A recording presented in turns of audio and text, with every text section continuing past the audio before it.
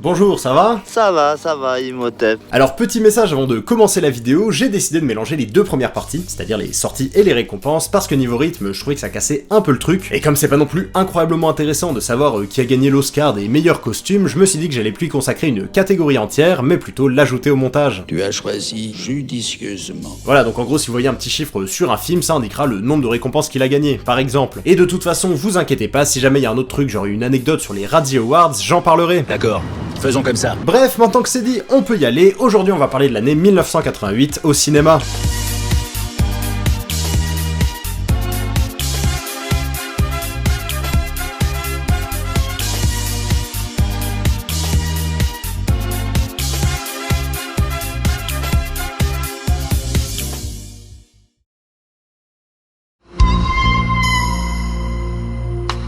Alors côté français, pour une fois on s'en est plutôt bien tiré puisque c'est en 1988 que sont sortis Camille Claudel qui a gagné 5 Césars, Le Grand Bleu, L'Ours, Itinéraire d'un enfant gâté, mais aussi La vie est un long fleuve tranquille, une très bonne comédie à laquelle on doit cette fameuse chanson.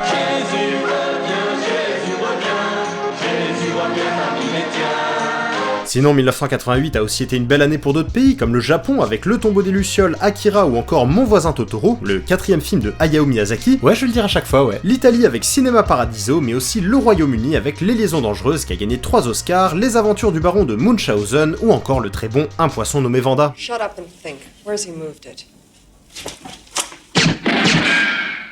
What are you doing?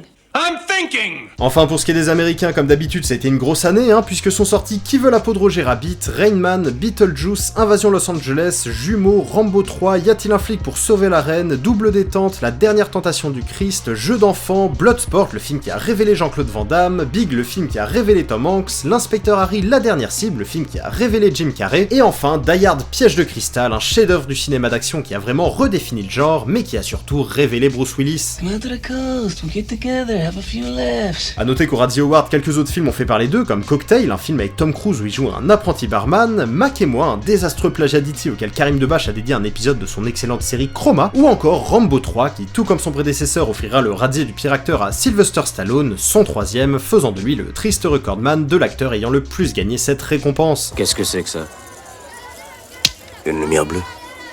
Et ça fait quoi? Du bleu. Côté naissance, c'est en 1988 que sont nées Vanessa Kirby, Vanessa Hudgens, Zoe Kravitz, Emma Stone, Ana de Armas, Glenn Powell, Alicia Vikander, Jesse Plemons, Michael Cera, Rupert Grint et Alfred Enoch, connus pour leur rôle dans Harry Potter, Max et Charlie Carver, les jumeaux Scavo dans Desperate Housewives, Reese Wakefield qui joue dans l'excellent Sanctum, ou encore Cody Walker qui a remplacé son frère Paul Walker après sa mort accidentelle pour les dernières scènes de Fast and Furious 7. You'll always be with me. And you'll always be my brother. Pour ce qui est de la France, nous on a eu Kellyanne Blanc, le doubleur de Daniel Radcliffe, Jessica Monceau, la doubleuse de plusieurs actrices comme Rooney Mara, Ellen Page ou Shailene Woodley, et aussi Grégory Gatignol qui m'avait terrorisé avec son rôle de mondain dans Les Choristes. T'as vraiment une gueule de connard, toi? Côté décès, c'est en 1988 que nous ont quitté Trevor Howard, un grand acteur britannique, Heather O'Rourke, la petite fille de Poltergeist dont j'avais déjà parlé, Raj Kapoor, un des plus grands cinéastes indiens, ou encore Gerd Frube, un acteur allemand très prolifique et qui est principalement connu pour son rôle de Goldfinger dans le film du même nom.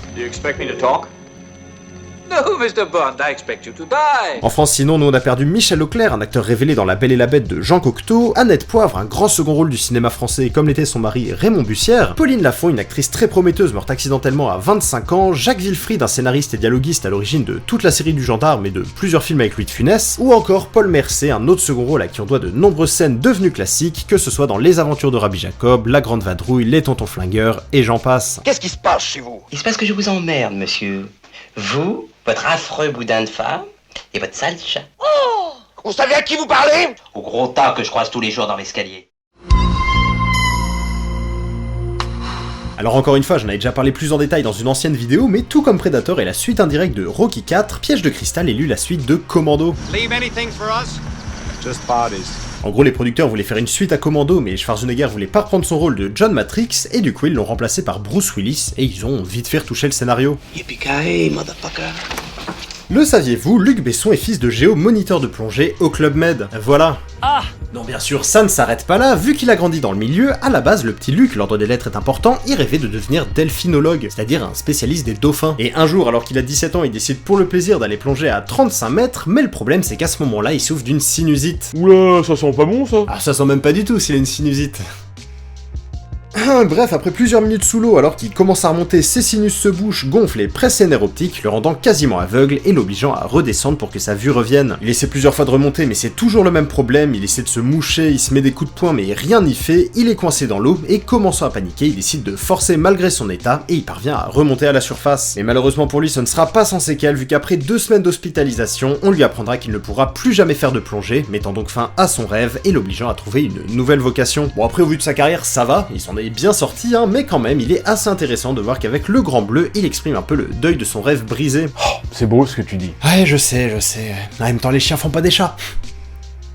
Bon, sinon, vu qu'on est dans le pas très drôle, je vais en rajouter une couche, on va parler de Pauline Lafont. Ouais, Pauline Lafont. Ouais. Alors je ne vais pas vous faire l'affront de vous rappeler qui était Pauline Lafont. Pauline Lafont était une jeune actrice française, fille de Bernadette Lafont, et qui était notamment connue pour ses rôles dans Papy fait de la Résistance, Sale Destin ou encore L'été en pente douce. En 1988, elle avait 25 ans et on lui devinait une carrière très prometteuse. Malheureusement, en août de cette année, elle part faire une randonnée toute seule et elle n'en reviendra jamais. Après plusieurs jours de recherche infructueuse, sa famille se dira carrément qu'elle s'est peut-être fait kidnapper, et après plus de 3 mois sans aucune nouvelle, un berger a fini par trouver son cadavre au fond d'un ravin, je vous laisse imaginer l'état dans lequel il était, et après identification de sa denture, la police a pu confirmer qu'il s'agissait bien d'elle. Voilà, c'est un peu glauque, mais au moins maintenant vous connaissez l'histoire. D'ailleurs, je sais pas si ça peut faire une bonne transition, mais en 1989, un docteur danois du nom d'Ole Benten n'y pense même pas et littéralement mort de rire devant un poisson nommé Vanda. Il a fait un arrêt cardiaque et selon les analyses des médecins, son cœur battait entre 250 et 500 battements par minute. C'est beaucoup de battements par minute. Pour vous donner une idée, si t'as Scarlett Johansson qui te fout à poil devant toi, t'atteins à peine les 200. Ouais, c'était beauf ça. Ah, tout de suite les grands mots. J'ai été assez surpris d'apprendre que le premier film dans lequel apparaissait Jennifer Aniston était Mac et moi. Alors elle est figurante pas créditée au générique, mais ça compte quand même. Regardez, c'est elle. Bon, je sais, on la reconnaît pas du tout, mais je vous le dis, c'est bien elle. Trust me. Et pour finir, à la base Warner Bros n'aimait pas du tout le titre Beetlejuice. C'est Tim Burton qui avait appelé son film comme ça parce qu'en version originale c'était un jeu de mots avec Bételgeuse, une étoile de la constellation d'Orion si vous voulez tout savoir, et eux ils trouvaient pas ça drôle. Du coup ils ont voulu renommer le film House Ghost, littéralement les fantômes de la maison, ce qui vous en doutez a pas du tout plu à Tim Burton qui pour la blague leur a dit et pourquoi pas l'appeler Scared Shitless, qui est un autre jeu de mots avec Scared Shitless, une expression qui en gros veut dire se chier dessus de peur, hein, shit, mais avec shit qui veut dire drap, ça donne effrayé sans drap, pas le prénom, hein, attention. La gueule. Ce qui renvoie à une scène du film où les héros volent des draps pour jouer les fantômes. Vous avez compris? Oui. En gros, c'est un jeu de mots de merde que Burton a proposé pour provoquer la Warner Bros, sauf qu'à son plus grand effroi, ils l'ont vraiment envisagé. Ils ont même commencé les démarches pour changer le titre, et c'est Burton qui a tapé du poing sur la table en disant qu'il en était hors de question et que ça allait rester Beetlejuice. Ouais, pauvre Tim Burton, j'ose pas imaginer la gueule de leur réunion, hein. Was Leonardo da Vinci an American basketball player?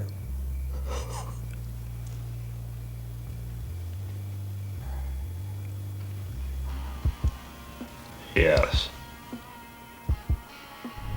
You bunch of losers! You're working with a professional here! Enfin voilà, c'est la fin de cette vidéo, j'espère que ça vous a plu. Alors évidemment, j'aimerais remercier infiniment Yann Solo de l'excellente chaîne 12 par sec d'avoir participé au projet. C'est un de mes youtubeurs préférés et c'est un honneur qu'il a accepté mon invitation, donc Yann, merci beaucoup. Merci à toi, merci beaucoup de m'avoir invité sur ta chaîne Insomniac. J'aime beaucoup ce que tu fais, ça fait quelques temps que je te suis déjà, donc bah moi tu m'appelles, je viens. Et puis à charge de revanche ma gueule. Et bien sûr, si vous aimez le cinéma ou l'astronomie, je vous invite à aller voir sa chaîne, et si c'est pas déjà fait, à vous abonner parce qu'il fait vraiment du super contenu. Sinon en ce qui me concerne, je vous donne rendez-vous bientôt pour parler de l'année 1989, et en attendant comme d'habitude je vous conseille de regarder les films dont je vous ai parlé parce que certains valent vraiment le coup.